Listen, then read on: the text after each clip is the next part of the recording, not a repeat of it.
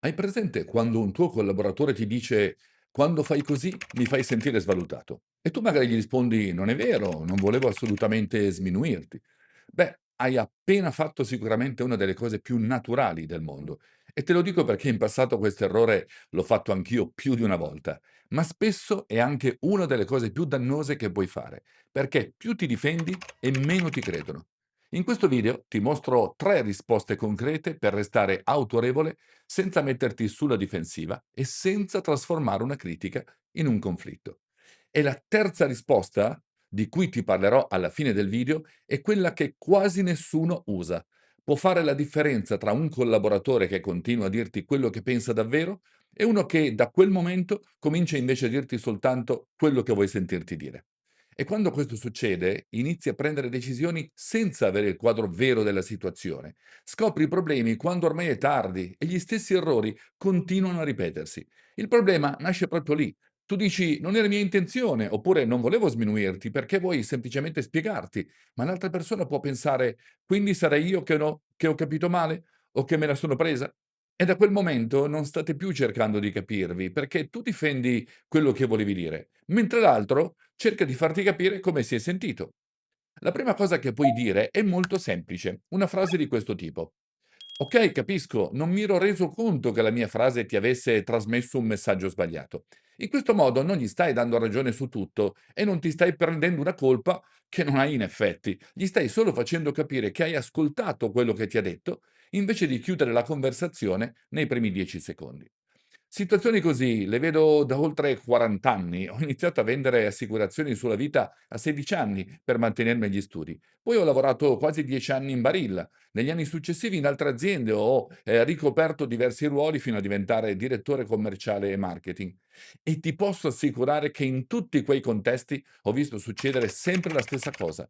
Quando una persona si sente attaccata, non ascolta più per capire, aspetta soltanto il momento giusto per rispondere, per difendersi o per giustificarsi. A quel punto però non partire ancora con la tua spiegazione, fermati un attimo e fai una domanda. Fammi capire cos'è che ho detto o fatto che ti ha fatto sentire così?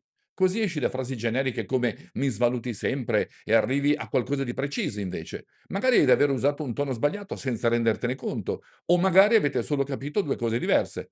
Oppure c'è un problema più profondo che fino a quel momento non avevi visto. Ma almeno adesso state parlando della stessa situazione. Ti faccio una domanda: qual è la risposta che ti scappa più spesso? "Non è vero?" Oppure "Hai capito male?" Oppure "Sì però?" Scrivimela nei commenti, perché sono proprio queste frasi, dette magari senza pensarci, a bloccare tante conversazioni. E quando risponde alla domanda "fammi capire cos'è che ho detto o fatto che ti ha fatto sentire così", qui molti fanno un altro errore. Hanno finalmente capito a cosa si riferisce l'altra persona, ma partono subito con una lunga spiegazione per difendersi. Invece è molto più efficace dire una frase del tipo "Ok, adesso ho capito meglio, ti posso spiegare che cosa intendevo veramente io?"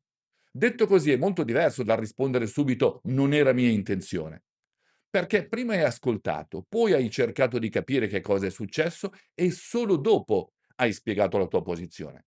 Quindi, nella pratica, la conversazione può andare più o meno così. Ok, capisco, non mi ero reso conto che ti fosse arrivata così. Fammi capire, cos'è che ho detto o fatto che ti ha fatto sentire così? Ok, adesso ho capito meglio. Ti posso spiegare che cosa intendevo io? L'ordine è questo: prima ascolti, poi cerchi di capire e solo dopo spieghi la tua parte. Questa non è debolezza, questa è vera leadership. Un imprenditore o un manager non deve avere per forza l'ultima parola in ogni discussione, ma deve evitare che una conversazione gestita male crei tensione, silenzi e soprattutto persone che alla volta successiva preferiscono non dirgli quello che pensano davvero.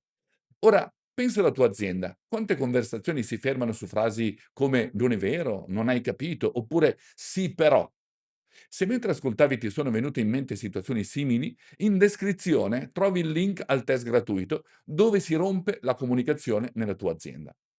Guarda il video fino alla fine e poi fallo subito questo test, così in pochi minuti ti aiuterà a capire se oggi il problema principale è nella chiarezza, nell'ascolto, nel feedback oppure nella delega. E ricordati questo, la vera autorevolezza non nasce dal ruolo, ma si vede soprattutto quando qualcuno ti mette in discussione e tu riesci comunque a tenere aperta la conversazione.